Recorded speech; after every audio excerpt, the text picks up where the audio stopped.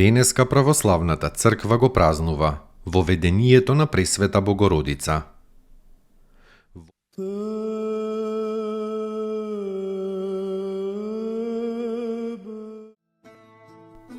Воведение на Пресвета Богородица. Кога на Пресвета Дева Марија и се навршиле 3 години од раѓањето, нејзините свети родители Јоаким и Јана ја довеле од Назарет во Ерусалим за да ја предадат на Бога на служба според своето претходно ветување. 3 дена пат има од Назарет до Ерусалим, но одејќи на богоугодно дело, тој пат не им бил тежок. Се собрале и многу роднини на Јоаким и на Ана, за да земат учество во оваа свеченост, во која невидливо зеле учество и ангелите Божји.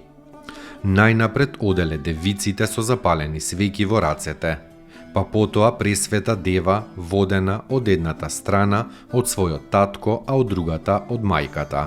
Пресветата Дева била украсена со прекрасни царски облеки и украси како што и прилегале на царска ќерка, на невеста Божја. По нив оделе многу роднини и пријатели, сите со запалени свеќи. Пред храмот имало 15 скали. Родителите ја подигнале Дева на првата скала, а потоа таа самата брзо се искачила до врвот каде што ја пресретнал првосвештеникот Захари. Таткото на светиот Јован претеча. Кога тој ја зел во своите раце, ја вовел не само во храмот, туку и во светињата на светиите, во која никој никогаш не влегувал освен архиереот, и тоа еднаш годишно. Светиот Теофилакт Охридски вели дека Захари бил надвор од себе и бил од Бога обземен, кога ја вовел Дева во најсветото место во храмот. За долгата завеса, инаку таа постапка негова не би можела да се објасни. Тогаш родителите принеле жртва на Бога според законот, примиле благослов од свештеникот и се вратиле во својот дом, а Пресветата Дева останала при храмот. И таа престојувала во храмот полни 9 години. Додека и биле живи родителите честопати ја посетувале, а посебно блажената Ана. Кога пак нејзините родители биле од Бога повикани од овој свет, Пресветата Дева останала како сираче и никако не сакала до својата смрт да се оддалечува од храмот, ниту пак да стапува во брак.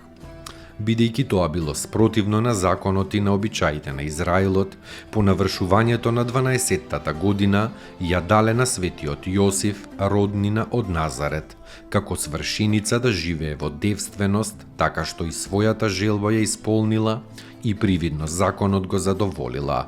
Зашто во тоа време не се знаело во Израилот за девојки заветени на девство до крајот на животот.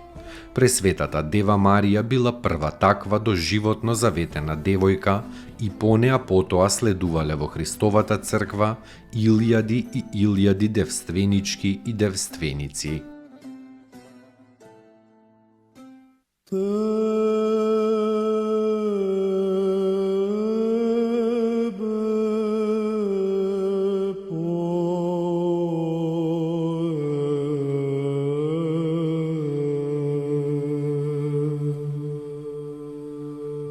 Te